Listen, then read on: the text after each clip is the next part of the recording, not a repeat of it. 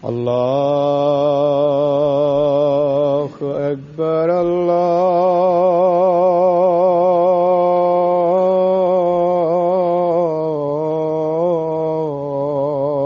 الله أكبر الله أكبر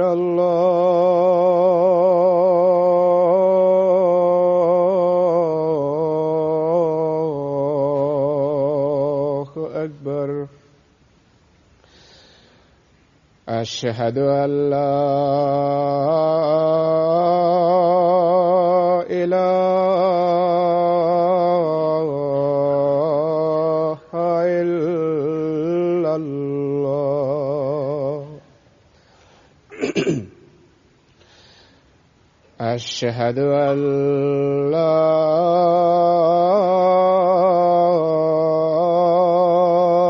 إله إلا الله.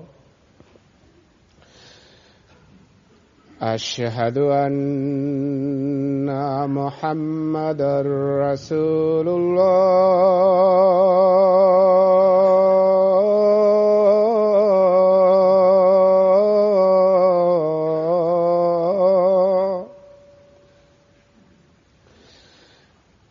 أشهد أن محمدًا رسول الله. حي على الصلاة.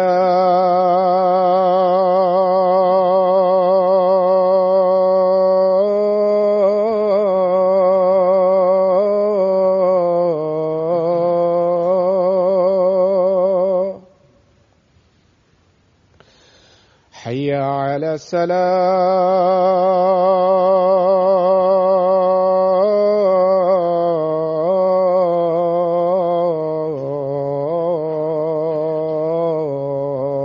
الصلاة. حي على الفلاح.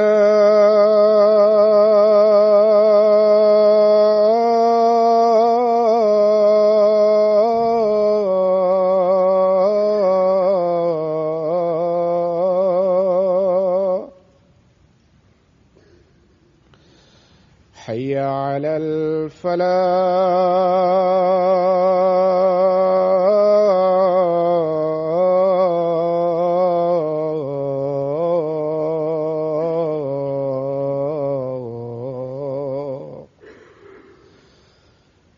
الله أكبر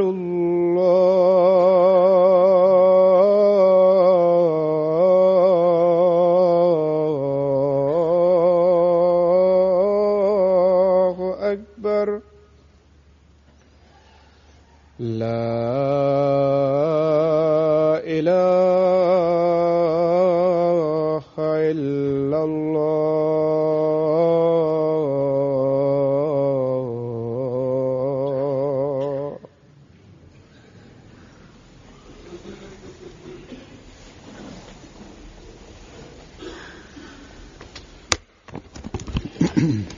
अस्सलामु अलैकुम रहमतुल्लाह।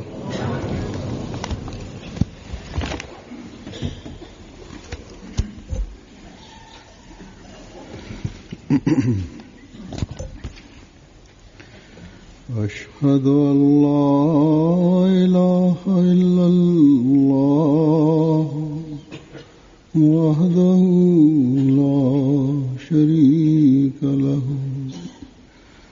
وأشهد أن محمدًا عبده ورسوله.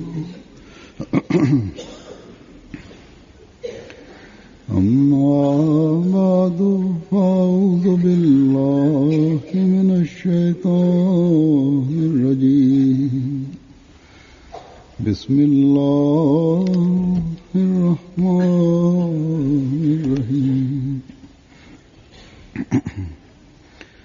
الحمد لله رب العالمين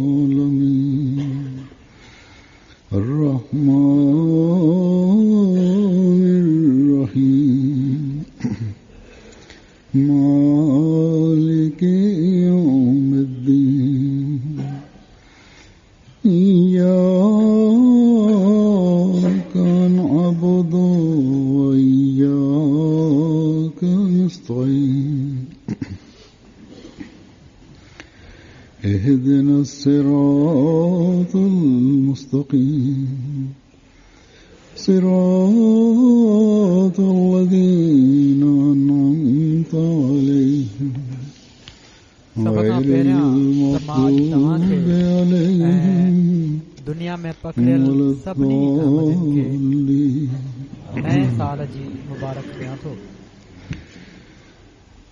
मूंखे सबसे पहले तो मैं आज इदारनि जे तरफ़ां बि जमायतुनि जे तरफ़ां बि माण्हुनि जे तरफ़ां बि मुबारकुनि जा पैगाम अचनि पिया था। उन्हनि सभिनी खे मुबारक हुजे ऐं जमायत खे मुबारक हुजे ऐं इन दुआ सां हीअ मुबारक आहे त अल्लाह ताला सिर्फ़ ऐं सिर्फ़ पंहिंजे फज़ल सां पहिरियां खां वधी करे हिन साल खे पंहिंजनि रहमतुनि फज़लनि ऐं बरकतुनि जो साल बणाए छॾे। ऐं हीअ दुआ हर अहमदी जी यकीनन आहे ऐं हुअणु घुर्जे। सिर्फ़ रस्मनि मुबारक ॾियण जो त को फ़ाइदो नाहे ऐं दुनियादारनि जूं ॻाल्हियूं आहिनि। जेकॾहिं असीं अल्लाह ताला जे फज़लनि बरकतुनि ऐं रहमतुनि जी ख़्वाहिश ऐं दुआ कए बिना ही मुबारकूं ॾियूं था त पर इन ख़्वाहिश जो बि को फ़ाइदो न हूंदो ऐं दुआ बि ला हासिल हूंदी जेकॾहिं असीं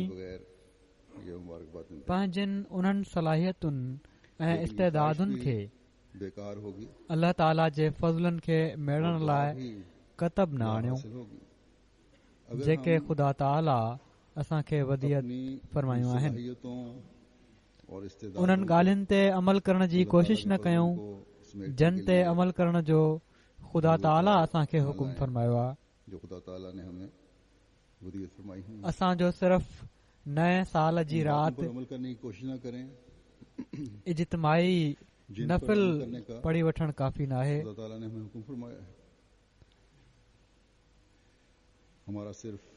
जेकॾहिं असांखे हिननि नफ़िलनि जी अदायगीअ सां गॾु ही अहसास पैदा नथो थिए त हाणे असां वधि में वधि हीअ कोशिश करणी आहे त नफ़िलनि जी अदायगी कंदा रहूं।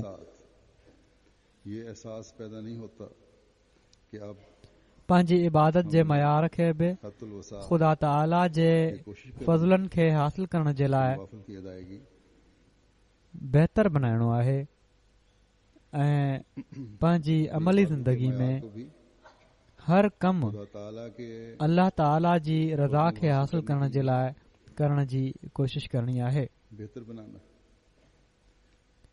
जेकॾहिं इन सोच सां असां 2 ॾींहं पहिरियां पंहिंजे नए साल जी शुरूआत कई आहे ऐं हिक ॿिए खे मुबारकूं ॾियूं पिया था त असीं अल्लाह ताला जे फज़लनि रहमतुनि ऐं बरकतुनि खे मेड़ण जी कोशिश करण वारनि में ॻणिया वेंदासीं। अल्लाह ताला करे त असां मां हर हिक जी हीअ सोच हुजे।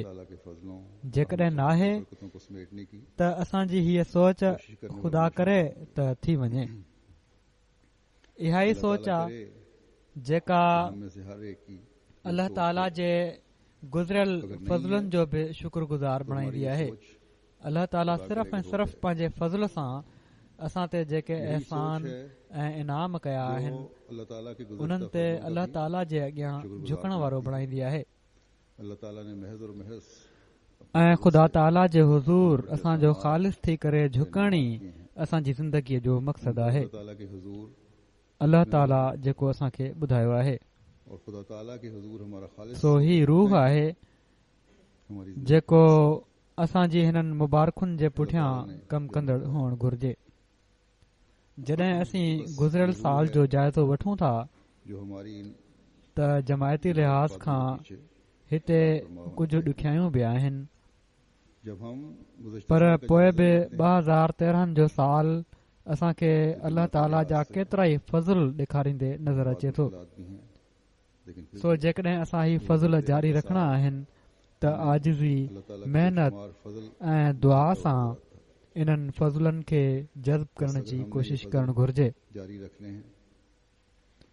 ख़ासि तौर ते मेहनत उन्हनि माण्हुनि खे और दुआ के साथ जन जे इन सुपुर्द फज़लों को जज़्ब करने की कोशिश करनी के जमायती ख़िदमतूं थियल आहिनि खास तौर पर उहे ख़ासि तौर ते इन ॻाल्हि खे मद्देनज़र रखनि जिनके स्पुर्द त ही फज़ुल जज़्ब करण जे लाइ असांखे आजिज़ी इनकिसारी ऐं दुआ ऐं मेहनत जी ज़रूरत आहे कि ये के माण्हू इन ॻाल्हि ते ख़ुशि थी वेंदा आहिनि हमें त असांखे जमायत में इनकिसारी और दुआ हेतिरनि उहिदनि ते कमु करण जी तौफ़ीक़ मिले पई थी बाज़ लोग बेशक ही फ़िक्रो इस बात पर खुश हो जाते हैं उन्हनि जे वात मां निकिरंदो आहे जमात त में कमु करण जी तौफ़ीक़ इतने मिले लोगों पई को थी काम करने की तौफीक मिली। पर इन कम जी तौफ़ीक़ जो बेशक ये हक़ फिक्रा तॾहिं अदा थींदो उनके जॾहिं दिल में होता है ज़हन जी कि कंहिं काम कुंड करने में की बि तौफीक मिल रही है। उहिदे जो तसवुर लेकिन पैदा इस न थिए काम की तौफीक का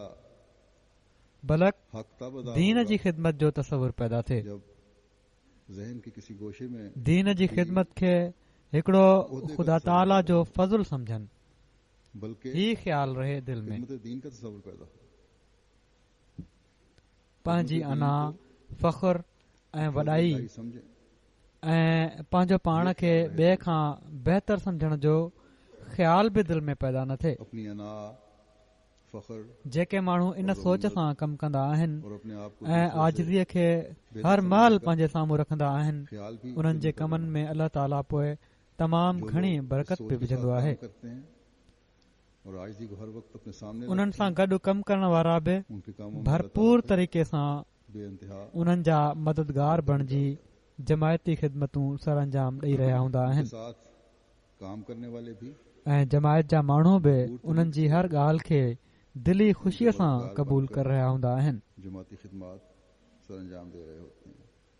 अल्लाह ताला करे जमात भी त उनकी हर बात को असांजा समूरा उहिदेदार या कबूल कर ख़िदमत सर अंजाम ॾियण वारा बि पंहिंजो पाण में ही आजिज़ी इनकिसारी इख़लास मेहनत ऐं दुआ जी हालत पैदा करण वारा थियनि ऐं पहिरियां खां वधी करे पैदा करण वारा थियनि आप में ऐं जॾहिं हीउ थींदो आजिज़ी तॾहिं हू यकीनन ख़लीफ़े वक़्त जा बि सुल्तान नसीर बणजण वारा थींदा पैदा करने वाले हैं। ऐं माण्हू बि और जब ये होगा तभी वो जमायत जा माण्हू बि वफ़ा सां के भी सिलसिले जे कमनि खे हर ॿिए कम ते मुक़दम करण वारा हुजनि अफ़राद जमात भी त जीअं असीं अल्लाह ताला जे फज़लनि जा नज़ारा हमेशा ॾिसंदा वञण वारा थियूं मुक़दम करने वाले हैं।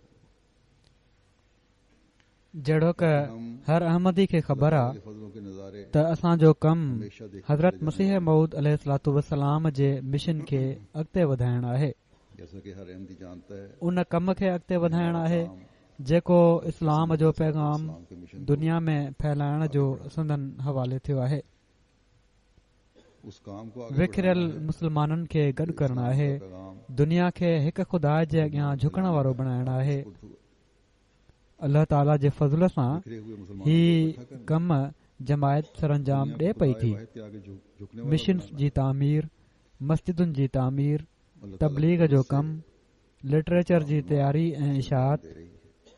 मुबलगिन ऐं मुरबियान खे तयारु करणु मसाजिद ऐं की मैदान अमल में मोकिलणु तबलीग का काम ही सभु कम लिटरेचर की तैयारी और अल्लाह इशाअत, ताला जे फज़ल सां मुबल्लिग जमायत और मुरब्बियान करे को पई थी तैयार करना और मैदान अमल में भेजना जहिड़ो क मूं ॿुधायो अल्लाह ताला जे फरमान जे मुताबिक़ फजल से असांजी ज़िंदगीअ जो मक़सदु हिमायत कर इबादत करणु आहे जैसा कि मैंने बताया ऐं हिकिड़े मुस्लमान मर्द ते फरमान के मुताबिक नमाज बाजमात फ़र्ज़ आहे जिंदगी का मकसद ऐं बाजमात नमाज जे लाइ और एक मुसलमान मर्द मस्जिदुनि ऐं मुनासिब जॻहुनि जी तामीर ऐं इंतज़ाम बि तमामु ज़रूरी आहे नमाज के लिए अल्लाह ताला जेके तमामु घणा फज़ल गुज़िरियल साल जमायत ते फरमाया तामीर उन्हनि मां शाम की हीउ बि हिकिड़ो तमामु वॾो फज़ुल आहे अल्लाह त दुनिया में असांखे मस्जिदूं ठाहिण जी तौफ़ीक़ मिली ऐं मस्जिदुनि खे आबाद करण जी तौफ़ीक़ मिली बहुत बड़ा फजल है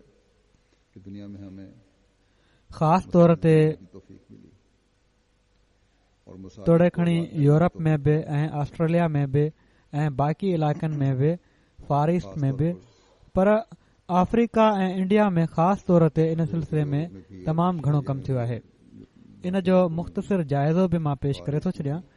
साल 2013 में अल्लाह ताला जे फज़ल सां 136 बाक़ायदा मस्जिदूं ऐं इंडिया में किन नंढनि नंढनि ॻोठनि में फौरी तौर ते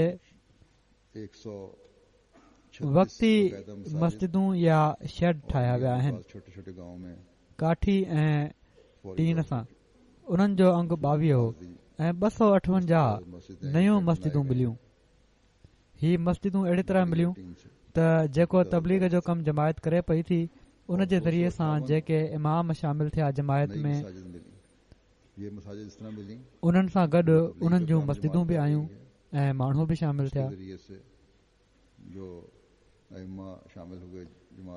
जहिड़ो की मूं चयो वधीक कमु अफ्रीका ऐं इंडिया में थियो आहे। उन्हनि मां जेका 158 जी मूं ॻाल्हि कई आहे मस्जिदुनि जी, 102 बाक़ायदा मस्जिदूं अफ्रीका में ठहियूं आहिनि ऐं 22 शेड इंडिया में मस्जिद जे लाइ। ही शेड इन लाइ ठाहिया विया आहिनि त जीअं फौरी तौर ते जेका ज़रूरत आहे उहा पूरी थिए ऐं अफ्रीका में हिन वक़्तु 41 मस्जिदूं ठहनि पयूं थियूं ऐं जहिड़ो की मूं चयो बाक़ी मुल्कनि में बि मस्जिदूं तामीर थियूं हिन साल में ऐं थी बि रहियूं आहिनि। अहिड़ी तरह मिशन हाउसिस आहिनि 121 मिशन हाउसिस मरकज़ तामीर थिया जिन मां 77 अफ्रीका में ऐं 5 इंडिया में। ॼण त हिननि ॿिनि जॻहुनि ते इंडिया बि तक़रीबन काफ़ी वॾो मुल्क आहे ऐं अफ्रीका खंड आहे। उन में बि ईस्ट ऐं वेस्ट में वधीक असांजा 6-7-8 मुल्क आहिनि जिथे जमायत पकड़िजे पई थी ऐं तमामु तेज़ी सां उते कमु थी रहियो आहे। पोइ जहिड़ो की मूं चयो असांजो कमु इस्लाम जे पैगाम खे दुनिया में फैलाइण आहे, इस्लाम जी सही ऐं ख़ूबसूरत तालीम जो प्रचार करणु आहे त जीअं दुनिया खे इस्लाम जी ख़ूबसूरत तालीम जो पतो पए ऐं असांजा मुबल्लिगीन अल्लाह ताला जे फज़ल सां ही कमु कनि पिया था।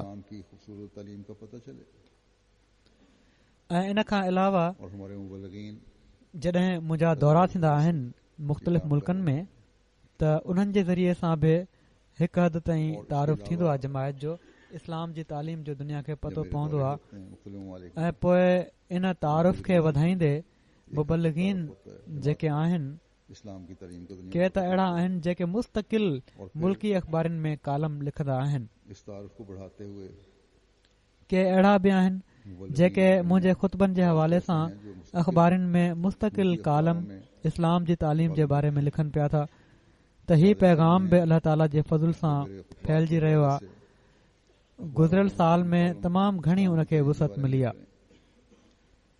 दौरे जी ॻाल्हि मूं कई आहे, पहिरियां मां ॿुधाए बि चुको आहियां दौरनि खां पोइ त अमरीका में जेके मूं दौरा कया गुज़िरियल साल उन में गॾियल तौर ते 12 मिलियन खां वधीक माण्हुनि ताईं पैगाम पहुतो।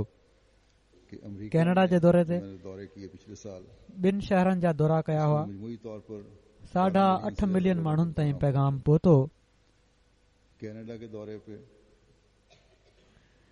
हिननि ॿिन्ही मुल्कनि में अहिड़ी तरह गॾियल तौर ते तक़रीबन 2 करोड़ माण्हुनि ताईं पैगाम पहुतो आहे। तमामु घणा फज़ल आहिनि अल्लाह ताला जा इन लिहाज़ खां बि त अहमदियत जो पैगाम पहुचाइण जा नए खां नवां रस्ता खुलनि पिया था। मुंहिंजे दौरनि जे ज़रिए जहिड़ो की मूं चयो नवां रस्ता खुलिया आहिनि पैगाम पहुचाइण जा ऐं उन्हनि खे पोइ मुबल्लिगीन बहितर वुसअत ॾिनी आहे। जेके एक्टिव मुबल्लिग आहिनि उन्हनि खे हिकिड़ो शौक़ु आहे, उहे इन कम खे पोइ अॻिते वधाईंदा आहिनि ऐं इन में पोइ अल्लाह ताला जे फज़ल सां उन्हनि खे वॾियूं कामयाबियूं मिलनि पयूं थियूं। अहिड़ी तरह जर्मनी जे दौरनि जे दौरान 2 शायदि दौरा कया हुअमि गुज़िरियल साल मां। मस्जिदुनि जी पीढ़ जा पत्थर रखियमि, जलसे में शामिल थियो होसि ऐं त उते अख़बारनि ऐं रेडियो स्टेशन्स ऐं टीवी चैनल्स जेका कवरेज ॾिनी आहे उन में सिर्फ़ उहो जर्मनी ताईं न आहे बल्कि ऑस्ट्रिया ऐं स्विट्ज़रलैंड जा गॾियल टीवी चैनल बि हुआ ऐं अहिड़ी तरह गॾियल तौर ते इन सफ़र में जेके जर्मनी जा थिया 4 मिलियन माण्हुनि ताईं पैगाम पहुतो। पोइ सिंगापुर आहे, ऑस्ट्रेलिया आहे, न्यूज़ीलैंड आहे, जापान आहे। उन्हनि जे दौरे जे दौरान वॾे पैमाने ते मीडिया कवरेज ॾिनी ऐं जहिड़ो की मूं ॿुधायो हुयो त 3 करोड़ माण्हुनि ताईं पैगाम पहुतो।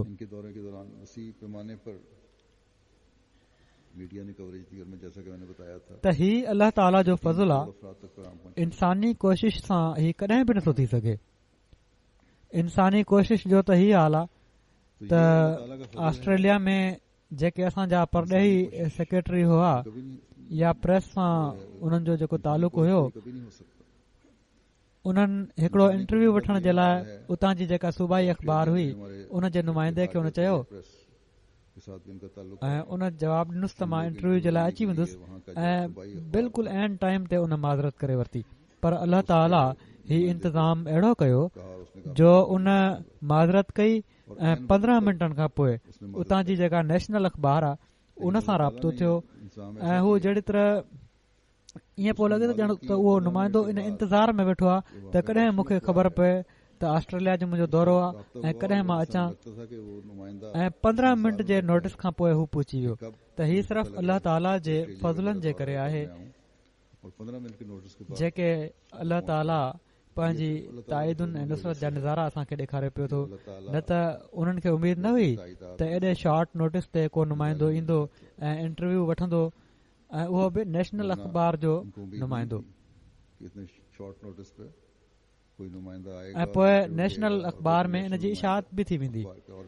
जर्मनी जी तारीख़ में बि पहिरियों भेरो नेशनल टीवी ते जमायत जे बारे में ख़बर नशर कई वई। ऑस्ट्रेलिया जे नेशनल ऐं इंटरनेशनल चैनल जेके आहिनि टीवी जा उन्हनि ते ख़बरूं नशर थियूं ऐं जिथे जहिड़ो पहिरियां मां ॿुधायो हुयो 46 मुल्कनि में हीअ ख़बर वई। न्यूज़ीलैंड जे नेशनल टेलीविज़न ख़बर ॾिनी। माओरी जेको कबीलो आहे उन्हनि जो उन्हनि जे टीवी चैनल ख़बरूं ॾिनियूं।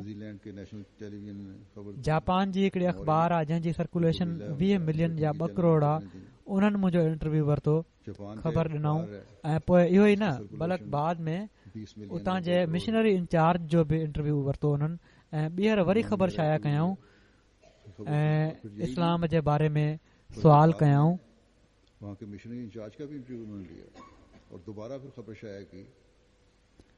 ऐं उते जेका असांजी मस्जिद ठहे पई थी पहिरीं मस्जिद आहे उन जे बारे में बि ख़बरूं शाया कयऊं। अल्लाह ताला जे फज़ल सां अहिड़ी जॻह मिली वई आहे जेका तमामु सुठी कुशादी जॻह आहे ऐं हिकिड़ो हॉल बि उन में तामीर थियल आहे ऐं इतफ़ाक़ ही आहे जो हॉल जो मुंहुं जेको आहे उहो बिल्कुलु क़िबले ॾांहुं आहे तंहिं करे उते उनखे मटण जी बि ज़रूरत न पवंदी। बहरहाल इन मस्जिद जे ठहण सां जापान में बि इस्लाम जो तारुफ़ अहमद जे हवाले सां वधी रहियो आहे। त जहिड़ो की मूं चयो त ही मस्जिद ऐं ही दौरे जे करे सिर्फ़ ही न आहे त वक़्ती तौर ते तवजो पैदा थी आहे ऐं ख़तम थी वई ॻाल्हि बल्कि बाद में बि उते मिशनरी जो इंटरव्यू उन्हनि वरितो ऐं उन में जेके पहिरियां ख़बरूं छपिजियूं हुयूं या ॾिनियूं वयूं हुयूं उन्हनि में मज़ीद वुसत पैदा थी। त बहरहाल अल्लाह ताला जा तमामु घणा फज़ुल आहिनि। रेडियो ऐं टेलीविज़न जे ज़रिए सां दुनिया में मुंहिंजे दौरनि जे करे 18 करोड़ 26 लख माण्हुनि ताईं अहमद जो पैगाम पहुतो। अहिड़ी तरह इन साल में 1088 अख़बारनि जे ज़रिए 16 करोड़ खां वधीक माण्हुनि ताईं पैगाम पहुतो। त ही अल्लाह ताला जो फज़ल ऐं एहसान आहे जो उन एॾे वसी पैमाने ते अहमदियत ऐं सही इस्लाम जो पैगाम पहुचाइण जो इंतज़ाम फरमायो। अफ्रीका जे मुल्कनि में जेको कमु थिए पियो थो उहो इन खां अलावा आहे। उते बि तमामु वॾे पैमाने ते कमु थी रहियो आहे।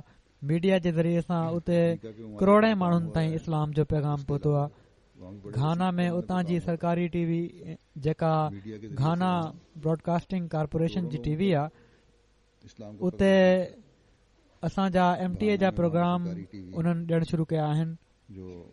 जॾहिं जलसो थियो आहे 2013 जो उन जा प्रोग्राम उन्हनि ॾेखारिया ऐं ही प्रोग्राम जेके आहिनि सैटेलाइट जे ज़रिए घाना खां अलावा पाड़ेसरी मुल्कनि में बि वञनि पिया था।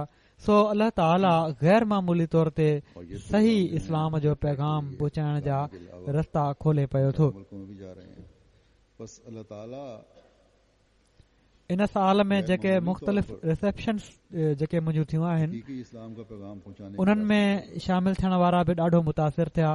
पढ़ियल लिखियल तबिको जेको हुयो सियासतदान ऐं पॉलिसी ठाहिण वारा उन्हनि खे जॾहिं इस्लाम जी सही तालीम जो पतो पियो त उन्हनि जे लाइ हीउ तसवुर बिल्कुलु नओं हुयो।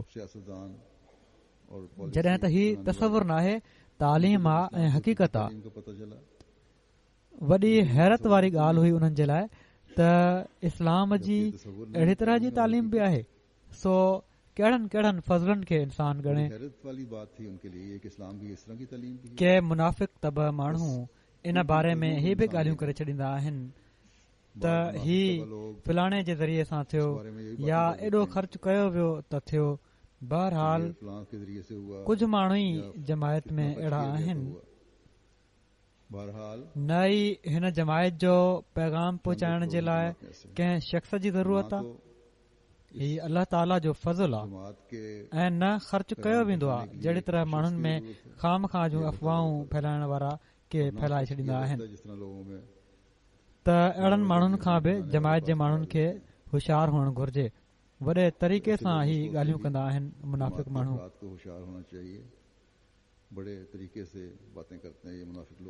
एॾे वॾे पैमाने ते जहिड़ो कमु ॿुधायो आहे कंहिं शख़्स जी कोशिश सां ही कमु नथो थी सघे। ही सिर्फ़ ऐं सिर्फ़ अल्लाह ताला जो फज़ल आहे ऐं जेकॾहिं अल्लाह ताला न चाहे हा त असां जेतिरी बि वणे कोशिश करे वठूं हा ही कॾहिं बि न थिए हा। बल्कि हाणे मूं त ही ॾिठो आहे मुख़्तलिफ़ सफ़रनि में त के वॾा माण्हू आहिनि जिन सां माण्हू मिलण जी ख़्वाहिश कंदा आहिनि। उन्हनि मिलण लाइ चयो पर मूं कंहिं सबबु इनकार करे छॾियो त उन खां पोइ उन्हनि वॾी आजिज़ी ऐं मिनत सां बार बार ख़्वाहिश कई मिलण जी ऐं असांजी जमायत जा माण्हू इन ॻाल्हि ते शाहिद आहिनि। तंहिं करे ही वहम कंहिंजी दिलि में अचणु त कंहिंजे मिलण सां असांजी जमायत जो पैगाम दुनिया में पहुचे थो या कंहिं शख़्स जे ज़रिए सां पैगाम पहुचे थो ही तमामु ग़लति तसवुर आहे। ही अल्लाह ताला जो फज़ल आहे जेको अल्लाह ताला फरमाए रहियो आहे ऐं इहे ई अल्लाह ताला जा हज़रत मसीह मौद अलैहिस्सलाम सां वाइदा आहिनि त मां तुंहिंजी तबलीग खे ज़मीन जे किनारनि ताईं पहुचाईंदुसि। कंहिं शख़्स नाहे पहुचाइणो। सो हर अहमदी खे यादि रखणु घुर्जे त न असीं कंहिं दुनिया जे माण्हू ऐं लीडर खां कुझु वठिणो आहे न असांखे इन जी ज़रूरत आहे। असांजो इन्हिसार ख़ुदा ताला जी ज़ात ते आहे। उहो ई असांजो मौला आहे ऐं उहो ई असांजो मददगार आहे जेको जमायत जी तरक़ी जा गैर मामूली नज़ारा असांखे ॾेखारे पियो थो। अफ्रीका में इन तरक़ीअ सखणे नाले जे आलमनि ऐं किन लीडरनि खे तमामु घणो परेशान करे फिटी कयो आहे। उहे इन ॻाल्हि ते ख़ुशि न आहिनि थींदा त दुनिया ख़ुदा ताला ऐं रसूलुल्लाह सल्लल्लाहु अलैहि वसल्लम जे झंडे हेठि गॾु थी रही आहे। बल्कि उन्हनि खे ही फ़िक्र आहे त जमायत अहमदिया जे ज़रिए सां ही माण्हू सचा मुस्लमान बणिजी रहिया आहिनि। कुझु ॾींहं पहिरियां उते वॾी कोशिश थींदी रही अफ्रीका में त ही छा थी रहियो आहे जो जमायत अहमदिया जे ज़रिए सां मुस्लमान थी रहिया आहिनि। असां त जेको इस्लाम फैलाइण चाहियूं था उहो त सख़्ती ऐं दहशतगर्दी जो इस्लाम आहे। ही माण्हू त फितने फसाद खां परे थी रहिया आहिनि। सखणे नाले जे जहाद खां पासो अख़्तियार करे रहिया आहिनि मुस्लमान थी। ऐं इहा ई ॻाल्हि जेका आहे हिननि दुनिया जे लीडरनि खे तमामु घणो चुभे थी या आलमनि खे चुभे थी। असांजा टोगो जा मुबलिक बयानु कनि था त आया गुपे उते हिकिड़ी जॻह उते दौरे ते वियासीं त उतां जे नुमाइन ॿुधायो त हिते कुझु ॾींहं पहिरियां मुस्लमाननि जो हिकिड़ो टोलो आयो हुयो ऐं असांखे कुझु खाइण पीअण जी शयूं ॾिनऊं ऐं चवण लॻा त असां तव्हांखे इस्लाम क़बूल करण जी दावत ॾियूं था। त असीं चयोसीं तव्हां असांखे दावत ॾेई रहिया आहियो या लालच ॾेई रहिया आहियो? असांखे शयूं ॾेई तव्हां चाहियो था त असीं इस्लाम क़बूल करे वठूं। असीं हरगिज़ ईअं न कंदासीं, छो त असां वटि जमायत अहमदिया वारा आया हुआ ऐं उन्हनि असांखे इस्लाम जी तबलीग कई आहे ऐं असीं इस्लाम क़बूल करे वरितो आहे पहिरियां ई, ऐं असांखे कंहिं क़िस्म जी लालच बि न ॾिनऊं। ऐं हू हाणे असांखे हीअ ख़ूबसूरत तालीम सेखारे बि रहिया आहिनि। असांजे ॿारनि खे निमाज़ूं बि पढ़णु सेखारे रहिया आहिनि, क़ुर शरीफ़ पढ़णु बि सेखारे रहिया आहिनि। तंहिं करे असां तव्हां खां हीअ शयूं न वठंदासीं, हीअ शयूं वापसि खणी वञो। ऐं तव्हां जेको इस्लाम पेश कयो पिया था असां उनखे क़बूल करण लाइ तयारु न आहियूं। असां त उन सही इस्लाम खे क़बूल कंदासीं जेको पाण सॻोरा सल्लल्लाहु अलैहि वसल्लम जंहिंखे खणी आया हुआ ऐं जंहिंजी तबलीग अॼु जमायत अहमदिया करे पई थी। ऐं पोइ उन खां बाद उहे ईमान में अलाह ताला जे फज़ल सां वधिया आहिनि। हाणे उन्हनि नोमुबाइन उते पंहिंजी हिकिड़ी मस्जिद बि ठाहे वरिती आहे। अहिड़ी तरह मुबलिग नाइजर लिखनि था बर्नी कोनी शहर में हिकिड़ो नंढड़ो ॻोठु आहे बतौरो, उते तबलीग जॾहिं कई वई त ख़ुदा ताला जे फज़ल सां हीउ ॻोठु बैत करे जमायत में शामिल थी वियो। फौरी तौर ते ॿारनि जे लाइ यसरनल क़ुरान क्लासिस जारी कयूं वयूं। इमाम साहब उन्हनि जो रिफ्रेशर कोर्स जारी कयो वियो ऐं तरबियती प्रोग्राम ठाहिया विया। जॾहिं ही इतला उते वहाबी मुल्ला इमाम ताईं पहुतो त फौरी तौर ते उहो मुलनि जो हिकिड़ो टोलो खणी उन ॻोठ में पहुची वियो ऐं तकरीर शुरू करे ॾिनई त ही काफ़िर आहिनि, तव्हां जमायत जो इनकार करे छॾियो, असां तव्हांखे मस्जिद बि ठाहे ॾींदासीं। ॻोठ जे चीफ उनखे चयो त मां पैदाइशी मुस्लमान आहियां ऐं हाणे उमिरि जे आख़िरी हिसे में आहियां। मां कॾहिं बि पंहिंजे ॻोठ जी ॿारड़ी खे क़ुर शरीफ़ पढ़ंदे ऐं इस्लामी ॻाल्हियूं कंदे नाहे ॾिठो, मगर हीअ जमायत अहमदिया जी बरकत आहे जो मुंहिंजूं नंढड़ियूं ॿारड़ियूं मूंखे दुआऊं ऐं हदीसूं ॿुधाइनि थियूं। ऐं हिन पहिरियों दफ़ो जी त मां तोखे माफ़ी थो ॾियां जेको तूं लुड़ करें पियो थो। जेकॾहिं ॿीहर हेॾां जो मुंहुं कई त ॻोठ जे छोकिरनि खां तोखे कुटको ॼराईंदुसि। त मुलनि जॾहिं हीअ ॻाल्हि ॿुधी त फौरन हूंदा त आहिनि रिजणा ऐं कायर, गाॾी में वेठा ऐं भॼी विया हुता। बुर्किना फासो जा मुबलिग लिखनि था त बनफोरा रीजन जी जमायत आहे न्याकारा।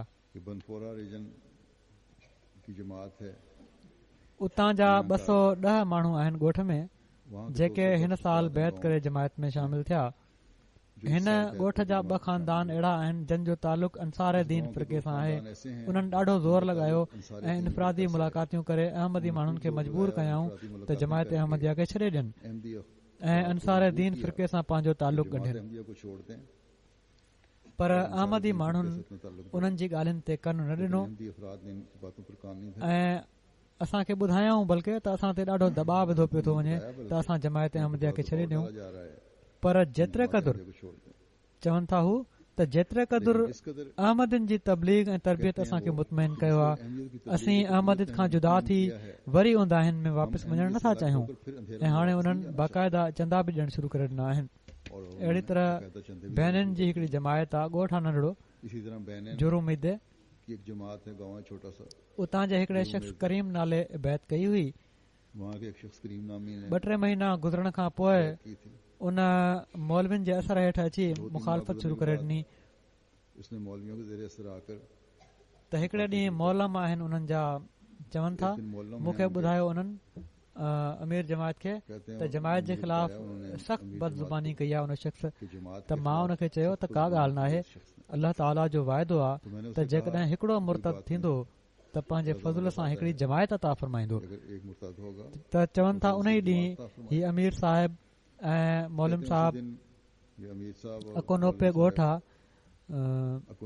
उन जो उतां जो जेको बादशाह आहे, मुक़ामी बादशाह चवराईंदा आहिनि जेके चीफ आहिनि, उन्हनि खे तबलीग करण जे लाइ विया त हू अहमदी थी वियो अलाह जे फज़ल सां। वरी हिकिड़ो वाघा ॻोठ आहे, उन ॻोठ जा 2 माण्हू बि उते मौजूदु हुआ। उन्हनि चयो तव्हां असांजे ॻोठ में बि अची अचो ऐं तबलीग कयो।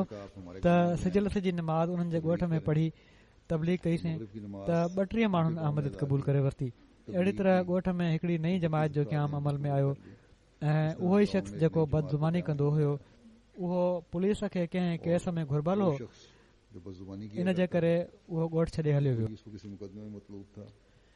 वरी नाइजीरिया मां मुबलिग इंचार्ज लिखनि था त कैमरून जो इलाइक़ो वुम्बा कटर मुसलमाननि जी अक्सरियत जो इलाइक़ो आहे। पहिरियों भेरो उते योम ख़िलाफ़त जो जलसो मुनक़िद कयो वियो। हर साल वांगुरु हिन साल बि उते कैमरून में पाकिस्तान मां अचण वारे तबलीगी ग्रुप जे माण्हुनि जमायत अहमदिया खे निशानो बनाइण जी कोशिश कई। योम ख़िलाफ़त जे जलसे जूं ख़बरूं छो त टीवी ऐं रेडियो ते कॾहिं कॾहिं नशर थी रहियूं हुयूं, तंहिं करे उन्हनि ताईं बि इन जी ख़बर पहुची वई। जीअं त तबलीगी जमायत जो 24 माण्हुनि ते ॿधल हिकिड़ो ग्रुप, जंहिं में 10 माण्हू केनिया जे रस्ते ऐं 15 माण्हू कैमरून ऐं चाड जे बॉर्डर जे ज़रिए उते आया ऐं इन शहर में ख़ुदा ताला जे फज़ल सां हाणे जमायत जी अक्सरियत आहे। हितां जा चीफ इमाम ऐं उन्हनि जा नायब इमाम पंहिंजे दोस्तनि समेत उते 3 साल अॻु अहमदियत क़बूल करे चुका आहिनि। त हीउ ग्रुप जेको आयो इन्हनि असांजे मौलम जे ज़रिए हिते राब्तो पैदा कयो त ही मौलम साहब जेके आहिनि जंहिं जे ज़रिए सां हिते जमायत जो बूटो लॻो हुयो, घर घर पैगाम पहुतो हुयो। इन मौलम जे बारे में उन पुछा कई इन तबलीगी जमायती ग्रुप, जंहिं ते मौलम साहब जी घरवारी उन्हनि खे ॿुधायो त मौलम साहब शहर खां ॿाहिरि वियल आहिनि।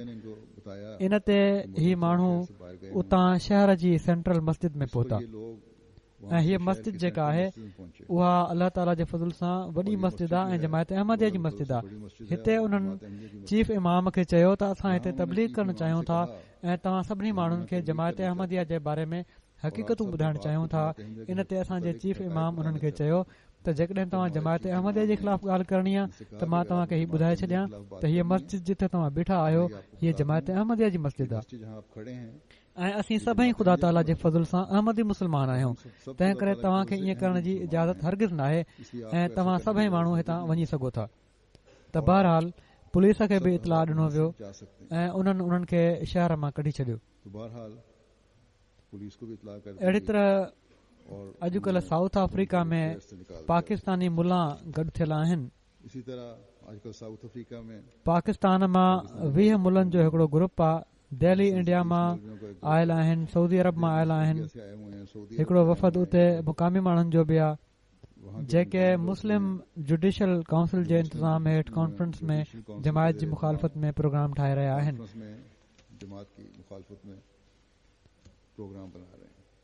सेरालून जी बि इहा ई रिपोर्ट आहे।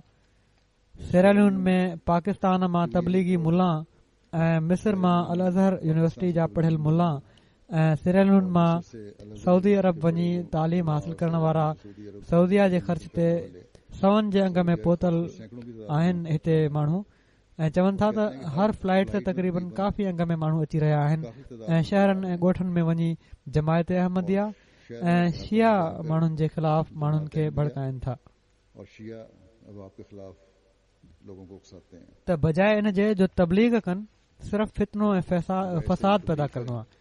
बल्कि हाणे उन्हनि उते हिकिड़ी अफ्रीका अरब समिट आहे कई, उन में तमामु वॾियूं वॾियूं रक़मूं मख़सूस कयूं वयूं आहिनि अफ्रीका जे लाइ बि ऐं ख़ासि तौर ते सेरालून जे लाइ बि। उन्हनि जी तरक़ी जे नाले ते ऐं स्कूल खोलण जे नाले ते ऐं अख़बारुनि में उते अची रहियूं आहिनि हीअ ॻाल्हियूं त हीअ ठाहे ॾींदासीं, हू ठाहे ॾींदासीं। पर हमेशह वांगुरु पहिरियां बि केतिरा ई भेरा अहिड़ी तरह थी चुको आहे त वेंदा आहिनि, पैसनि जो ऐलान कंदा आहिनि, उनखां पोइ या इमदाद ईंदी नाहे या पाण में ई खाई पी वेंदा आहिनि ऐं ख़तम थी वेंदी आहे ॻाल्हि। ऐं इहो ई इनशा ताला इन जो बि अंजाम थींदो। बहरहाल जीअं जीअं जमायत तरक़ी करे पई थी, जीअं जीअं अल्लाह ताला जा फज़ल थी रहिया आहिनि, ही मुखालफ़तूं बि तेज़ थी रहियूं आहिनि ऐं थींदियूं। इन्हनि खां असांखे को फ़िक्र न आहे, इन्हनि जो असांखे को फ़िक्र न आहे, न हुअणु घुर्जे। आख़िरकार इन्हनि जी तक़दीर में नाकामी ऐं नामुरादी लिखियल आहे। नाकामी पर और असांखे नामुरादी जंहिं ॻाल्हि जे फ़िक्र करण जी ज़रूरत लेकिन आहे हमें जिस उहा बात हीअ की आहे फिक्र की त जरूरत आइंदा है बि अलाह ताला जे फज़लनि ये जो है वारिस बणजण जे लाइ कि आइंदा भी हिननि मुखालफ़तुनि जो मुक़ाबिलो करण जे लाइ असां पंहिंजे इन ईमाननि मुखालफ़तों का में मुकाबला पहिरियां करने खां के वधी लिए करे मज़बूती पैदा हम कयूं। अपने ईमानों में पहिरियां इस खां तरह की वधी मजबूत करे करें। हज़रत मसीह मौद पहले अलैहिस्सलाम से जे बढ़कर मिशन जी तकमील जी कोशिश हज़रत कयूं। मसीह मौद अलैहिस्सलाम के मिशन की तकमील पहिरियां की खां कोशिश वधी करें। करे दुआउनि जी तरफ़ पहले से तवजो ॾियूं, बढ़कर दुआउनि की सां तरफ हिन साल खे भरे छॾियूं, दुआओं के साथ दुरूद ऐं इस साल को इस्तिग़फ़ार ते एतिरे क़दुरु दुरूद और तवजो इस्तिग़फ़ार ॾियूं पर जो अलाह ताला इस कदर तवज्जो दें हमेशा असां ते कि अल्लाह रहमत ताला जी नज़र विझंदे पंहिंजे हमेशा हम फज़लनि पर खे रहमत की नजर डालता असां ते हुआ तमामु कुशादो कंदो वञे, अपने फजलों को हम पर वसी तर करता चला जाए, दुश्मन जे मकरनि खे दुश्मन उन्हनि के ते मोटाए मकरों हणे, को उन पर उल्टा हर मुखालिफ़ खे ऐं हर मुखालफ़त हर खे हवा में मुखालिफ को उॾाए हर छॾे। मुखालिफत को हवा में अल्लाह उड़ाए। ताला जा फज़ल पहिरियां खां अल्लाह वधी ताला करे के असां ते फज़ल नाज़िल थियनि। पहले से बढ़कर हज़रत नाज़िल मसीह हुए। मऊद अलैहिस्सलाम मसीह फरमाइनि था, अलैहिस्सलाम फरमाते दुआ हैं, में ख़ुदा ताला दुआ वॾियूं में ताक़तूं रखियूं आहिनि। ख़ुदा ताला ताला बड़ी मूंखे क़ुव्वत बार रखी बार है। इल्हामनि जे ज़रिए इहो ई अल्लाह ताला फरमायो ने आहे बार-बार त जेको नज़रिया कुझु इल्हामात थींदो में यही फरमाया है दुआ जे ज़रिए सां ई कि थींदो। जो कुछ होगा असांजो दुआ के हथियार जरिए से ही त दुआ ई आहे हमारा ऐं इन हथियार खां तो सवाइ दुआ ही है ॿियो को हथियार और मूं इसके वटि नाहे। सिवाय और कोई हथियार मेरे पास सो इहो ई नहीं है। हथियार आहे जेको बस असां यही बि हथियार इस्तेमालु है करणो आहे। जो हमने भी इस्तेमाल अल्लाह करना है। करे त असां इन खे सही अल्लाह तौर ते करे कि हम इस्तेमालु इसको करण वारा सही थियूं। तौर पर इस्तेमाल करने वाले हैं। अॼु जनवरीअ जो पहिरियों जुमो आज आहे जनवरी का ऐं रिवायत जे पहला मुताबिक़ जुमा है वक़फ़े जदीद जे और नए रिवायत साल के जो बि मुताबिक ऐलान इन जुमे ते वफ़े थींदो के आहे नए साल का भी ऐलान ऐं गुज़िरियल जुमे को साल होता है। में जेके अलाह ताला और जा गुज़िश्ता फज़ुल साल थिया में अल्लाह आहिनि ताला के फजलों का उन्हनि जो उन्हें ज़िक्र बि थींदो आहे जो वक़फ़े के जेके ज़रिए वक़फ़े अल्लाह ने जदीद जे ज़रिए ख़ुदा ताला कया और कर रहा ऐं है। करे पियो थो। कुछ का जो मैंने जिक्र किया कुझु जो जेको मूं ज़िक्र कयो आहे इनका अफ्रीका चंदे का में बहुत सारा इस्तेमाल वक़फ़े होता है जदीद जे चंदे जो केतिरो ई इस्तेमालु थींदो आहे ऐं हीअ बि अलाह ताला जो फज़ुल आहे कि ये त हीउ हिकिड़ो ज़रियो इस चंदे इन की चंदे रकम जी को रक़म बि बणिजी रही आहे। उते तबलीगी मैदान में अॻिते वधण जो, मस्जिदूं ठाहिण जो ऐं ॿियूं शयूं करण जो। सो इन ज़िम्न में मज़ीद ही चवंदुसि मां, जैसा कि हम जानते जहिड़ो हैं कि असीं ॼाणूं था त वक़फ़े जदीद जी तहरीक पहिरियां सिर्फ़ पहले सिर्फ पाकिस्तान में हूंदी हुई और खिलाफत राबिया के ऐं ख़िलाफ़त राबिया जे वक़्त में तहरीक पाकिस्तान खां ॿाहिरि जी जमायतुनि में हीअ तहरीक कई वई। हज़रत ख़लीफ़ुल मसीह राबे कई त जीअं अफ्रीका ऐं भारत में जमायत जे कमनि खे मज़ीद वुसअत ॾिनी वञे। जहिड़ो कि मूं ॿुधायो गुज़िश्ता एक त साल में गुज़िरियल हिकु साल में और भारत में अफ्रीका ऐं भारत में मसाजिद और मिशन हाउस की मस्जिदुनि तामीर ऐं मिशन हाउसिस जी तामीर थी खरीदे आहे गए हैं। ऐं कुझु ख़रीद बि कया विया आहिनि। इन खां अलावा तबलीगी सरगर्मियूं आहिनि जिसकी वजह से जंहिंजे करे अलाह ताला जे फज़ल सां लखें सईद रूहनि खे अहमदियत यानी सही इस्लाम खे क़बूल करण जी तौफ़ीक़ अलाह ताला अता फरमाई आहे। बेशक हिननि मुल्कनि में रहण वारा अहमदी बि पंहिंजे पंहिंजे वसाहर गैर मामूली तौर ते माली कुर्बानियूं करे रहिया आहिनि, पर उन्हनि जी गुरबत जे करे उहे एॾियूं घणियूं कुर्बानियूं नथा करे सघनि जो सभई ख़र्च पूरा थी सघनि। तंहिं करे अमीर मुल्कनि जो जेको वक़फ़े जदीद जो चंदो आहे ख़ासि तौर ते ही अफ्रीका ऐं भारत में ख़र्च कयो वेंदो आहे। पर जहिड़ो कि मूं चयो त हिननि मुल्कनि जा माण्हू बि हिकिड़े जज़्बे हेठि चंदो ॾींदा आहिनि। असांजा गिनी कुनाकरी जा मुबलिग लिखनि था त हिकिड़े अहमदी नौजवान मोहम्मद साको ॿुधायो त मुंहिंजी शादीअ जी तारीख़ तय थी वई हुई ऐं घर में एॾी रक़म न हुई जो शादी जूं तयारियूं करे सघजनि ऐं जिथां रक़म अचण जी उमेद हुई उतां मुसलसल मायूसी थी रही हुई। इन दौरान चंदनि जो मुतालबो थियो त घर में जेका रक़म मौजूदु हुई उहा चंदे में ॾेई छॾियमि। इन ते उन जी मंगेदी ॾाढो लुड़ कयो त हीउ तूं छा कयो आहे, जेका मामूली रक़म हुई उहा बि चंदे में ॾेई छॾी। त चवनि था नौजवान ही चवनि था त मां उनखे चयो त ख़ुदा जे फज़ुल सां हिकिड़ो मां ईमानदार शख़्स आहियां ऐं ख़ुदा ते यकीन रखण वारो शख़्स आहियां, तंहिं करे घबराए न, ख़ुदा ताला ख़ुदि असांजी मदद फरमाईंदो ऐं ख़ुदा जी वाट में ॾिनल कॾहिं बि ज़ाया नाहे थींदो। चवनि था ॿिए ॾींहुं जॾहिं हू कम ते विया त उन्हनि खे उहा समूरी रक़म मिली वई जेका हिकिड़े वॾे वक़्त खां रुकजल हुई ऐं जॾहिं शाम जो घर आणे हुननि ॾिनी त माण्हू हैरान थी विया त कहिड़ी तरह जल्दी अलाह ताला फज़ल फरमायो आहे। पोइ कुर्बानी जा बि कहिड़ा कहिड़ा ज़रिया अख़्तियार कंदा आहिनि ही माण्हू। बैनिन मां असांजा मुबलिग लिखनि था त साल जे शुरू में इन्हनि जे रीजन कोतोनो जे अटलांटिक एरिया में एॾो मींहुं वसियो जो माण्हुनि जा फसल तबाह थी विया ऐं ॾुकर जो साल उते बणिजी वियो, सभु कुझु ॿुॾी वियो। माण्हुनि वटि चंदो त छा, खाइण जे लाइ बि कुझु न बचियो। इन सूरत हाल में तब्दीलीअ जे लाइ उन्हनि मूंखे बि दुआ जे लाइ लिखियो ऐं पोइ उतां जी हिकिड़ी जमायत ही फ़ैसिलो कयो त जेकॾहिं असां पोखूं असांजूं जेकॾहिं तबाह थी वयूं आहिनि, ॻोठाणियूं जमायतूं त चंदो उन ई ते ॾींदियूं आहिनि, त असां ईअं कंदासीं हिन भेरे जो असां जेका पोख कंदासीं उन में हिकिड़ो प्लाट या बनी या कुझु पोख जेका आहे उहा जमायती पोख बि कंदासीं त जीअं उहा समूरी चंदे में हली वञे। उन खां पोइ उन्हनि उहा पोख पोखी ऐं ख़ुदा ताला उन में एॾी बरकत विधी जो उन्हनि पंहिंजो सॼो ॾेई छॾियो ऐं तक़रीबन 11,800 फ्रांक उन में कमाई उन्हनि खे थी जेका उन्हनि चंदे में ॾेई छॾी। अहिड़ी तरह गैम्बिया जी हिकिड़ी औरत चए थी त जॾहिं चंदो वठण वारो उन्हनि खां चंदो वठण उन्हनि जे घर आयो त उहा बार बार घर जे अंदरि वञे पई ऐं पंहिंजे हर ॿार जे तरफ़ां बि कुझु न कुझु चंदे जी रक़म खणी पई अचे। हीउ ॾिसी मुबलिक ॿुधायो हुई त हीउ ॾिसी उन्हनि जा ॿार बि अंदरि विया ऐं पंहिंजनि भंडारियुनि मां जेका बि मामूली रक़म निकिती उहा पेश करे छॾियऊं ऐं चवनि था त असां छो सवाब खां पोइते रहूं। त अहिड़ी तरह अलाह ताला ॿारनि जी दिलनि में बि चंदनि जी अहमियत विझे थो। अहिड़ी तरह गैम्बिया जी हिकिड़ी नोमबाया आहे, कपिड़ा धोइण जो साबुण जेको आहे वठण वञे पई त रस्ते में हुनखे ख़बर पई त अहिड़ी तरह चंदन जी तहरीक थी आहे ऐं हीउ चयो वियो आहे त हर शख़्स चंदो ॾे तोड़े थोरो ई छो न ॾे। इन ते उन जेके उन वटि पैसा हुआ उन ॾेई छॾिया ऐं चई छॾियईं त साबुण जो इंतज़ाम अलाह ताला पाण ई करे छॾींदो। जीअं त अलाह ताला बि अहिड़ो इंतज़ाम कयो जो 2 ॾींहंनि खां पोइ उन वटि हिकिड़ो महिमान आयो ऐं पूरो कार्टन साबुण जो उनखे तोहफ़े में ॾेई वियो। अहिड़ी तरह बैनिन जी हिकिड़ी ख़ातून जेका ॾाढो लिकी नेकियूं बजाइण वारी आहे ऐं दीनी कमनि में वधी सदी हिसो वठंदियूं आहिनि, उन्हनि जो चंदो बि चङो भलो मयारी हो, मगर पोइ बि साल जी पुॼाणी ते उन्हनि सां जॾहिं राब्तो कयो वियो त हू ॿुधंदे ई पंहिंजे मथां ख़ुदा ताला जे फज़लनि खे ॻणण लॻियूं ऐं पंहिंजे तरफ़ां मज़ीद 1 लख फ्रांक सिफ़ा चंदो ॾेई छॾियऊं। छो त इन दौरान जॾहिं उन्हनि खे ॿुधायो वियो त उन्हनि जे फलाणे पुट जे तरफ़ां बि चंदे जो इंतज़ार आहे त फौरन उन जे तरफ़ां बि 30,000 ॾेई छॾियऊं। धीअ जी ख़बर पई त उन जे तरफ़ां बि पाणी ॾियणु लॻियूं।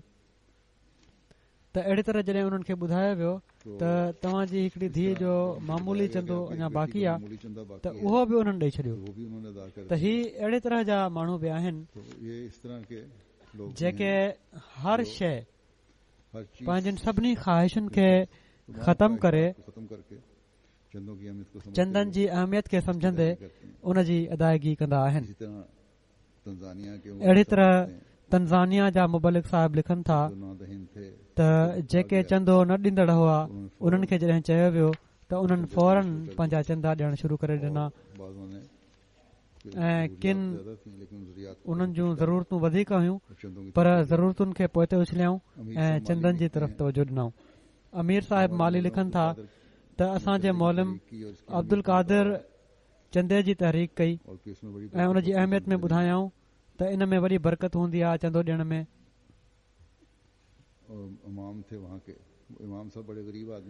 इमाम हुआ उतां जा, इमाम साहब तमामु ग़रीब माण्हू हुआ, साइकिल ख़रीद करण जी बि उन्हनि में ताक़त न हुई। उन पुछियो त घणो चंदो घुर्जे, मौलम साहब ॿुधायो त जेका अलाह तौफ़ीक़ ॾिनी आहे उन जे मुताबिक़ ॾियो, पर हीअ ॿुधायऊं त जेको बि तव्हां ॾियणो आहे कोशिश कयो त पोइ उन में कमी न अचे। उन 1,000 फ्रांक इमाम साहब अदा करे ॾिनो ऐं साण ई चवनि था त दिलि में ई सोचियुमि त जेकॾहिं चंदे सां बरकत वारी ॻाल्हि सही आहे त ख़ुदा ताला हाणे उनखे साइकिल जे बदिरां मोटर साइकिल ॾींदो। जीअं त अञा 6 महीना ई मस गुज़रिया हुआ जो उन्हनि खे मोटर साइकिल ख़रीद करण जी ख़ुदा ताला तौफ़ीक़ अता फरमाई ऐं 1000 चंदे जे बदिरां उन 65,000 फ्रांक चंदो ॾेई छॾियो। अहिड़ी तरह हरियाणा में हिकिड़ा अहमदी जंहिंजी बजट 12,000 रुपया हुई, उन्हनि खे चंदे जी अहमियत जो ॿुधायो वियो त उन्हनि चयो त मुंहिंजी पघार त 50,000 रुपया हर महीने आहे, तंहिं करे इन जे मुताबिक़ बजट तयारु कयो ऐं जीअं त उन्हनि उन जे मुताबिक़ अदायगी शुरू करे ॾिनी। पोइ उतां जा ई हिकिड़ा इंस्पेक्टर वक़फ़े जदीद इंडिया जा लिखनि था त जम्मू कश्मीर जी हिकिड़ी ख़ातून स्कूल टीचर आहे, पूरे इलाइक़े में उनजो चंदो वक़फ़े जदीद सभिनी खां वधीक आहे।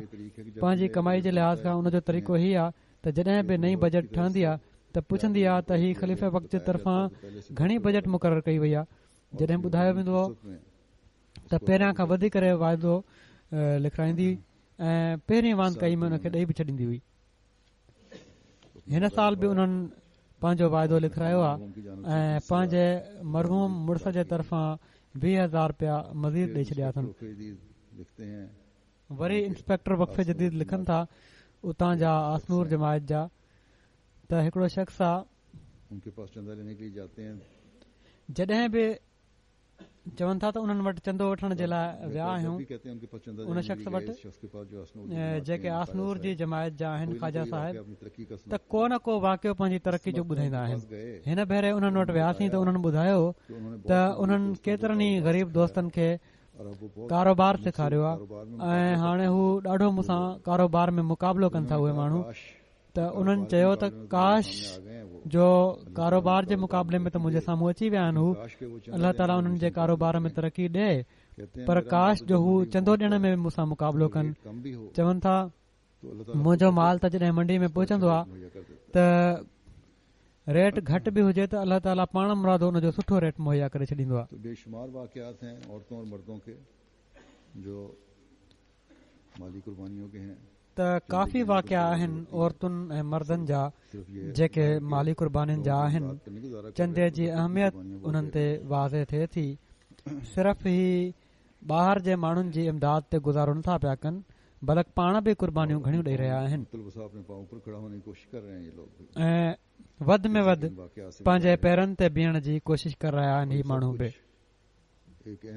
जहिड़ो की हिननि वाक़ियनि मां बि ज़ाहिर आहे ऐं ही सभु कुझु हिकिड़े अहमदीअ जे उन रूह जे तहत आहे जंहिंजी क़ुर शरीफ़ माली कुर्बानी जे ज़िम्न में असांखे तालीम ॾिनी आहे ऐं जंहिंजी अहमियत हज़रत मसीह मऊद अलैहिस्सलातु वस्सलाम हिन ज़माने में बयानु फरमाई आहे। पाण फरमाइनि था त दुनिया में इंसान माल सां तमामु घणी मोहबत कंदो आहे। इन ई लाइ ताबिर रोया में लिखियलु आहे त जेकॾहिं को शख़्स ॾिसे त उन जिगर कढी कंहिंखे ॾिनो आहे त उन मां मुराद माल आहे। इहो ई सबबु आहे जो सही तक़वा ऐं ईमान खे हासिल करण जे लाइ फरमायो वियो आहे लन तनालुल बिर्र हत्ता तुनफिकू मिम्मा तुहिब्बून, त सही नेकी खे हरगिज़ न माणींदो जेसि ताईं तव्हां तमामु प्यारी शइ न ख़र्च कंदो, छो त ख़ुदा ताला जी मख़लूक सां हमदर्दी ऐं वर्ताव जो हिकिड़ो वॾो हिसो माल ख़र्च करण जी ज़रूरत ॿुधाए थो ऐं अबनाए जिन्स ऐं ख़ुदा ताला जी मख़लूक जी हमदर्दी हिकिड़ी अहिड़ी शइ आहे जेका ईमान जो ॿियो जुज़ो आहे जंहिंखां बग़ैर ईमान कामिल ऐं पको न आहे थींदो। जेसि ताईं इंसान कुर्बानी न करे ॿिए खे नफ़ो कीअं थो पहुचाए सघे। ॿिए खे नफ़ो पहुचाइण ऐं हमदर्दी जे लाइ कुर्बानी ज़रूरी शइ आहे ऐं हिन आयत में लन तनालुल बिर्र हत्ता तुनफिकू मिम्मा तुहिब्बून में इन ई कुर्बानी जी तालीम ऐं हिदायत फरमाई वई आहे। सो माल जो अल्लाह ताला जी वाट में ख़र्च करण बि इंसान जी सआदत ऐं तक़वा शारी जो मयार ऐं परख आहे। अबू बकर रज़ियल्लाहु ताला अन्हु जी ज़िंदगी में ख़ुदा ताला जी ख़ातिर वक़्त जो मयार ऐं परख उहा हुई जो रसूलुल्लाह सल्लल्लाहु अलैहि वसल्लम हिकिड़ी ज़रूरत बयानु कई ऐं उहो समूरो असासुल बैत खणी हाज़िर थी विया। अल्लाह ताला हिननि सभिनी कुर्बानी करण वारनि ऐं इन रूह खे सम्झण वारनि जे मालनि ऐं नफ़्सनि में तमामु घणी बरकत अता फरमाए। हाणे जेको गुज़िरियल साल जो जाइज़ो आहे उहो पेश कयां थो। 56 साल हुयो ऐं 57 साल शुरू थी रहियो आहे 2014 जो उनजो बि ऐलान कयां थो। से वक़फ़े ईद में गुज़िरियल साल में जेको 56 साल हुयो उन में अलाह ताला जे फज़ल सां वक़फ़े जदीद में जमात ने पेश की। 54,84,000 पाउंड जी माली कुर्बानी जमायत पेश कई ऐं ही गुज़िरियल साल जे मुक़ाबले में 4,66,000 पाउंड वधीक हुई ऐं हिन साल बर्तानिया जी पोज़ीशन पहिरें नंबर जी आहे। हिन भेरे बर्तानिया जी पोज़ीशन नंबर 1 मां मुराद ही आहे त पहिरियां पाकिस्तान जी ॻाल्हि मां कंदो हुयुसि त पाकिस्तान खे कढी पोज़ीशनूं ॿुधाईंदो हुयुसि। हिन साल अलाह ताला जे फज़ल सां बर्तानिया जी पोज़ीशन पाकिस्तान खां मथे आहे ऐं हीउ जेको मुक़ाबिलो पाकिस्तान खे कढी थींदो हुयो इन लिहाज़ खां हाणे बर्तानिया नंबर 1 अची वियो, पोइ पाकिस्तान नंबर 2, पोइ अमरीका, पोइ जर्मनी, पोइ कैनेडा, पोइ हिंदुस्तान, पोइ ऑस्ट्रेलिया, पोइ इंडोनेशिया, पोइ मिडल ईस्ट जी हिकड़ी जमायत आहे ऐं पोइ बेल्जियम।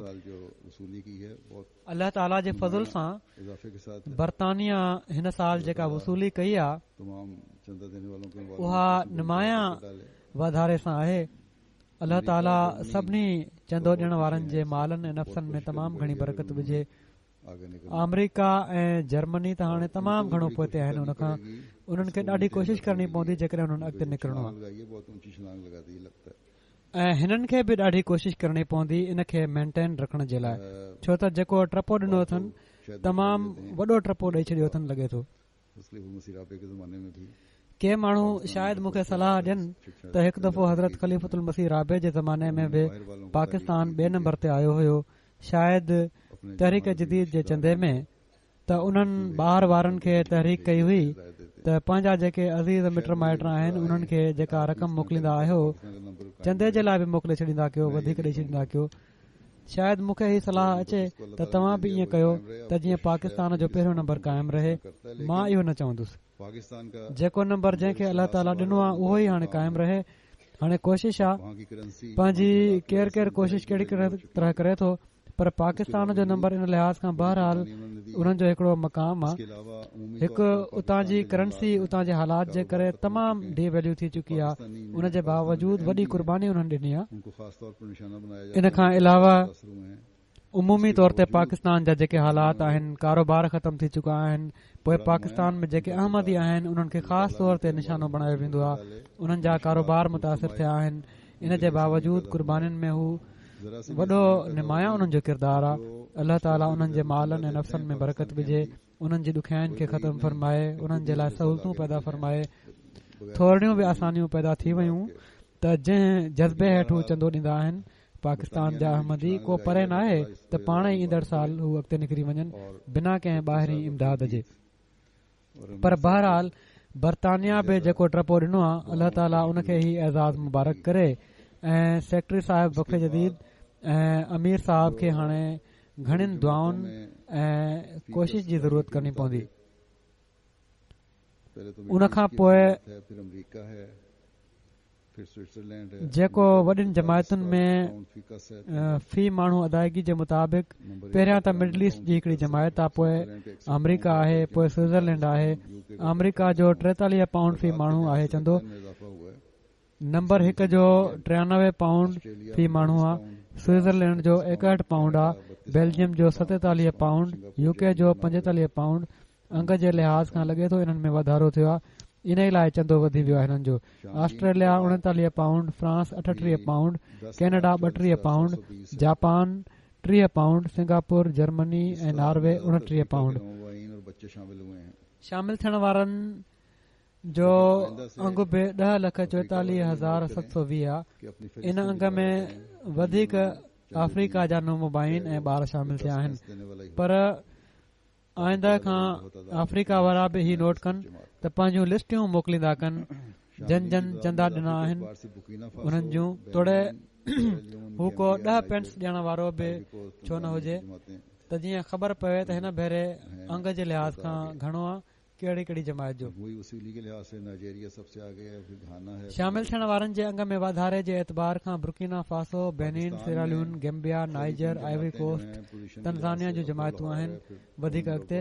गॾियल वसूली जे लिहाज़ खां नाइजीरिया सभिनी खां अॻिते आहे, पोइ घाना आहे, पोइ मॉरिशस आहे। पाकिस्तान में पहिरियूं 3 जमायतूं जेके आहिनि पोज़ीशन जे लिहाज़ खां पहिरीं लाहौर आहे, पोइ ॿी रबवा आहे, टी कराची आहे। बालगान जे चंदे में पहिरीं ज़िलनि जी जेका पोज़ीशन आहे उन में सियालकोट पहिरें नंबर ते आहे, रावलपिंडी, इस्लामाबाद, फैसलाबाद, सरगोदा, गुजरांवाला, गुजरात, मुल्तान, नारोवाल ऐं हैदराबाद। दफ़्तर अतफाल में 3 वॾियूं जमायतूं जेके आहिनि पहिरीं लाहौर आहे, ॿी कराची आहे, टी रबवा आहे। ऐं अतफाल में ज़िलनि जी पोज़ीशन जे लिहाज़ खां सियालकोट पहिरें नंबर ते आहे, रावलपिंडी आहे, मर्दनि में बि ऐं ॿारनि में बि सियालकोट पहिरें नंबर ते आहे, मतिलबु बालगान में बि ऐं ॿारनि में बि। ऐं रावलपिंडी, इस्लामाबाद, फैसलाबाद, गुजरांवाला, सरगोदा, गुजरात, नारोवाल, मुल्तान, ननकाना साहिब। गॾियल वसूली जे लिहाज़ खां बरतानिया जूं 10 वॾियूं जमायतूं बर्मिंघम वेस्ट आहे, जिलिंघम आहे, रेंस पार्क आहे, मस्जिद फज़ल आहे, वुस्टर पार्क आहे, हौसलो नॉर्थ, पोइ विम्बलडन आहे, ब्रेडफोर्ड साउथ आहे, बालम आहे, पोइ न्यू मोल्डन आहे। ऐं रीजन जे लिहाज़ खां पहिरियों नंबर मिडिल सेक्स, पोइ साउथ,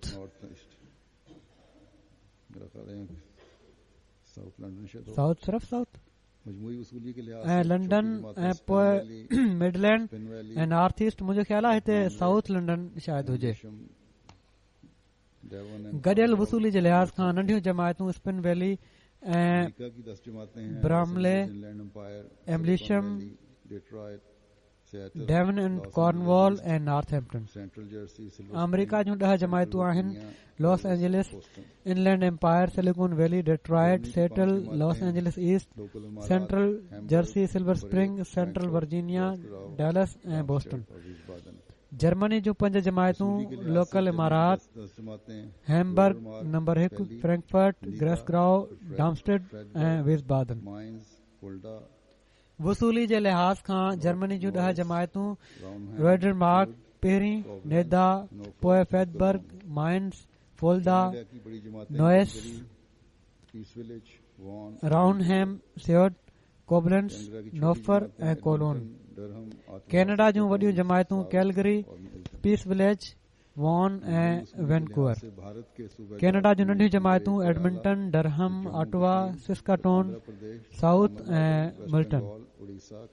गॾियल वसूली जे लिहाज़ खां भारत जे सूबनि में पहिरें नंबर ते केरला, पोइ जम्मू कश्मीर, पोइ आंध्र प्रदेश, तमिलनाडु, वेस्ट बंगाल, उड़ीसा, कर्नाटक, कादियान, पंजाब, महाराष्ट्र, दिल्ली, उत्तर प्रदेश। वसूली जे लिहाज़ खां पहिरियूं जमायतूं इंडिया जूं केरलाई, कालीकट, कैनानूर टाउन, हैदराबाद, कादियान, कलकत्ता, चेन्नई, पंगारडी, बेंगलोर, ऋषिनगर, प्रथमा प्रेम, बिथोथम ऐं केरंग। अल्लाह ताला हिननि सभिनी क़ुर्बानी करण वारनि खे तमामु घणो नवाज़े। हिकिड़ो जनाज़ो बि मां पढ़ाईंदुसि नमाज़ुनि खां पोइ, जेको मुकरम यूसुफ लतीफ़ साहिब ऑफ बोस्टन अमरीका जो आहे। 23 सेप्टेम्बर 2013 में ही 93 सालनि जी उमिरि में फौत थी विया। इन्ना लिल्लाहि व इन्ना इलैहि राजिऊन। 1920 में पैदा थिया हुआ। 9 अक्टूबर 1920 में टेनेसी जी हिकिड़ी स्टेट में खेन हज़रत मसीह मऊद अलैहिस्सलाम ऐं हज़रत मुस्लिह मऊद रज़ियल्लाहु ताला अन्हु जा किताब पढ़ण खां पोइ 1948 में बैत जी तौफ़ीक़ मिली। अफ्रीकन अमरीकन अहमदी हुआ। हिननि जी ॻणप शुरूआती अफ्रीकन अमरीकन अहमदनि में थींदी आहे। अक्सर चवंदा हुआ त हिन वक़्तु मुंहिंजो फर्ज़ बणिजे थो त मां बैत कयां, जेकॾहिं मां न कयां त मां ख़ुदा ताला ऐं सचाई खे पुठी ॾियण वारो थियां हा। पाण एजुकेशन में डॉक्टरेट जी डिग्री हासिल कयाऊं। मुख़्तलिफ़ यूनिवर्सिटियुनि में बतौर प्रोफेसर पढ़ाईंदा रहिया। मुख़्तलिफ़ किताबनि जा लेखक बि हुआ, जिन में हिननि जी पंहिंजी सवाने बि शामिल आहे। हिननि जी कदावर शख़्सियत जे करे हिननि जी वफ़ात जी ख़बर यकदमि अमरीका ऐं सॼी दुनिया में पखिड़िजी वई ऐं अमरीका जी सभिनी वॾियुनि वॾियुनि अख़बारुनि में शाया थी। सदर क्लिंटन जॾहिं हुननि खे व्हाइट हाउस में दावत ते सॾियो हुयो त उते ई पाकिस्तानी न हुआ। किन माण्हुनि जो ख़्यालु इहो आहे त पाकिस्तानी हुआ, अफ्रीकन अमरीकन हुआ, पर सलवार कमीज़ पाए विया हुआ। उन्हनि पंहिंजे पेशे में सभिनी खां ऊचो एवॉर्ड हासिल कयो जेको नोबेल प्राइज़ जे बराबरि हुयो छो त अहमदी हुआ तंहिं करे दीन ते कॾहिं बि कम्प्रोमाइज़ न कयऊं मौसीक़ी ते हिननि घणो कुझु लिखियो पर कॾहिं बि अहिड़ियुनि जॻहियुनि ते जिथे शराब वग़ैरह हुजे अहिड़नि फंक्शननि में कॾहिं बि शामिल न थींदा हुआ खेनि हज ऐं उमिरि जी सादत बि हासिल थी माली कुर्बानी ऐं चंदनि में गैर मामूली कुर्बानी पेश कंदा हुआ लोकल सेक्रेटरी माल चवनि था त हिननि जी आदत हुई त महीने जे दौरान जॾहिं बि हिननि खे पघार जो चेक मिलंदो हुयो त सभिनी खां पहिरियां पंहिंजा लाज़मी चंदा ॾींदा हुआ ऐं पाण चवंदा हुआ त मूंखे अॼु बि ओतिरो ई यकीन आहे जेतिरो ओड़ी महिल हुयो जॾहिं मूं बैत कई त अहमदती सचाई जो रस्तो आहे ऐं ही उहो आहे जेको पाण सॻोरन सलाम जो रस्तो हुयो मूंखे यकीन आहे त हिन रस्ते ते हलण वारो को शख़्स तबाह नथो थी सघे ऐं मूंखे यकीन आहे त हिन रस्ते ते हलण सां मां ऐं मुंहिंजो ख़ानदान छुटकारो हासिल करे वेंदासीं ऐं मुंहिंजो ईमान आहे त अहमदियत सॼे इंसाननि में भाईचारो पैदा करण जी तालीम पेश करे थी खेनि कादियान ऐं रबुआ जी ज़ियारत जो बि मौक़ो मिलियो लंडन बि गुज़िरियल साल आयल हुआ जलसे ते ख़िलाफ़त सां हिननि खे तमामु घणी मोहबत हुई हज़रत ख़लीफ़ुल मसीह सालिस सां बि मिलिया हुआ हज़रत ख़लीफ़ुल राबे सां बि ऐं मूंसां बि मिलिया हुआ बीमार हुआ जॾहिं जलसे ते आया आहिनि त बीमार हुआ ऐं व्हील चेयर ते हुआ तमामु नेक ऐं नमाज़ुनि जा पाबंद हुआ जुमे जी नमाज़ बि बाक़ाइदा पढ़ंदा हुआ तमामु शफ़ीक़ ऐं हर हिक सां प्यार ऐं मोहबत जो वर्ताव करण वारा मुख़लिस इंसान हुआ अहमदी दोस्तनि खां अलावा गैरत जमायत दोस्तनि सां बि वॾी मोहबत ऐं शफ़क़त सां पेश ईंदा हुआ वॾो वक़्तु हिननि खे मुख़्तलिफ़ हैसियतुनि सां जमायती ख़िदमत जी तौफ़ीक़ मिली दावत अल्लाह जो ॾाढो शौक़ु रखंदा हुआ जमायती लिटरेचर पंहिंजे पाड़ेसरनि ऐं मिटनि माइटनि ऐं दोस्तनि में विराईंदा हुआ खीसे में हर वक़्तु कुझु फ्लायर्स वग़ैरह रखंदा हुआ ऐं जहाज़ में साणनि गॾु सफ़र करण वारनि में विराईंदा हुआ पंहिंजे ख़र्च ते नाबीने माण्हुनि जे लाइ इस्लामी उसूल की फ़िलासफ़ी ऐं ॿारनि जी तरबियत जे बारे में किताब शाया कया हिननि मूसी हुआ हिननि जे पोयरनि में घरवारी मुकरमा आयशा लतीफ़ साहिबा ऐं हिकिड़ो पुटु मुकरम यूसुफ लतीफ़ साहिबा आहिनि अलाह ताला हिननि सभिनी खे सब्र ऐं हौसलो अता फ़रमाए ऐं इन्हनि जी नेकिन ते हलण जी तौफ़ीक़ अता फ़रमाए الحمد لله نحمده ونستغفره ونؤمن به ونتوكل عليه ونعوذ بالله من شرور أنفسنا ومن سيئات أعمالنا من يهده الله فلا مضل له ومن يضلل فلا هادي له ونشهد أن لا إله إلا الله ونشهد أن محمدا عبده ورسوله عباد الله رحمكم الله إن الله يأمر بالعدل والإحسان وإيتاء ذي القربى وينهى عن الفحشاء والمنكر والبغي يعظكم لعلكم تذكرون اذكروا الله يذكركم وادعوه يستجب لكم ولذكر الله أكبر